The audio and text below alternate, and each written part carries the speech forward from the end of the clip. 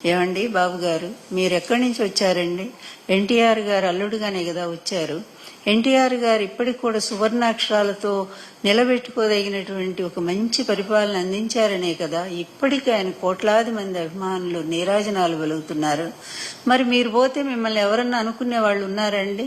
మీ కనీసం మీ పీడ పోయింది అనుకునే వాళ్లే తప్ప ఎవరో ఇక కొద్ది మంది మాత్రం మీ వల్ల లబ్ధి పొందినో మీ బినామీలు వాళ్ళు బాధపడతారేమో గాని మరి ఎవరు కూడా మీ గురించి బాధపడే ప్రశ్న లేదండి. నేను ఒక్కటే అడుగుతున్నాను, మీకు 75 ఏళ్లు దాటిపోయి 76 ఏళ్ళు వచ్చాయి. మరి అదేవిధంగా మీ ఆరోగ్యం కూడా ఏం బాగాలేదు. ఇది మీకు లాస్ట్ అధికారం అండి. ఈ చివరి అధికారంలో చివరిలో ఉన్నారు, వయసులో కూడా చివరిలో ఉన్నారు, ఒక అస్తమయ దిశలో ఉన్నారు. ఇలాంటప్పుడైనా సరే కొంచెం జ్ఞానం అండి, జ్ఞానం కలిగి నాకు మళ్లీ భగవంతుడు ఒక అవకాశం ఇచ్చాడు పరిపాలించడానికి.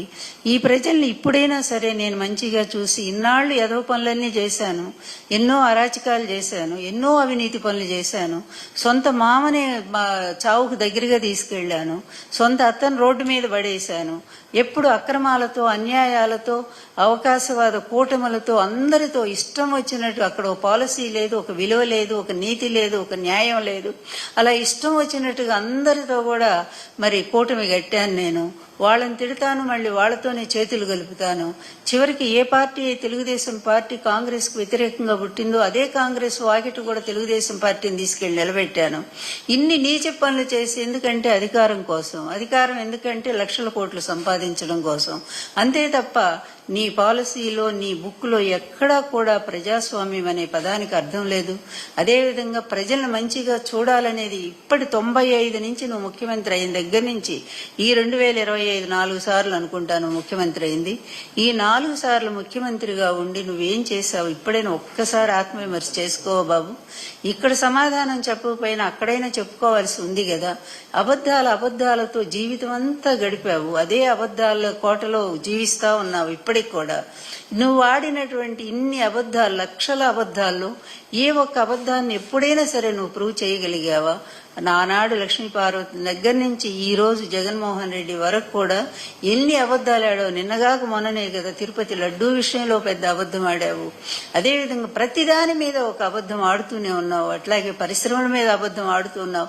పరిశ్రమలన్నీ జగన్ గారి హయాంలో వస్తే వాటన్నిటికి తీసుకెళ్లి నా హయాంలో తెచ్చుకున్నాను. ఇట్లా ప్రతి క్షణం కూడా అబద్ధాలతో బ్రతుకుతున్నటువంటి నీకు మనస్సు అనేది అసలు లేదనుకుంటాను. బహుశా ఉంటే ఒక్కసారి ప్రక్షాళన చేసుకోవడానికి ప్రయత్నం చెయ్యి, నీ కొడుకును దారిలో పెట్టు.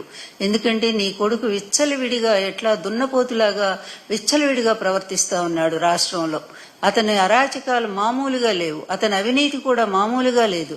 అందుకే యథా రాజా తథా ప్రజ, యథా పిత తథా సూత అనేటువంటి ఒక సామెత మీలాంటి వాళ్ళని చూసే పుట్టింది. ఎక్కడైనా మంచి వాళ్ళకి మంచి కొడుకులు పుడతారు, చెడ్డవాళ్ళకి చెడ్డ కొడుకులు పుడతారు, ఒక్కోసారి చెడ్డవాళ్ళకి కూడా మంచి కొడుకులు పుడతారు. అదేవిధంగా మంచి వాళ్ళకి చెడ్డ పిల్లలు కూడా పుట్టొచ్చు.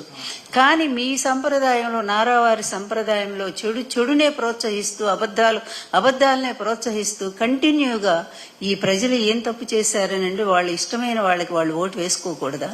వాళ్ళకి న్యాయం చేసిన చోట వాళ్ళు చెప్పుకోకూడదా? అలాంటి వాళ్ళ మీద ఇంత కక్ష సాధింపు చేస్తా ఉన్నాడే నీ కొడుకు. ఇప్పుడైనా నువ్వు నియంత్రించవా? రెడ్ బుక్ రాజ్యాంగం ఏంటయ్యా? ఇది ప్రజాస్వామ్య వ్యవస్థ లేకపోతే నారావారి వ్యవస్థ? దీనికి సమాధానం చెప్పండి.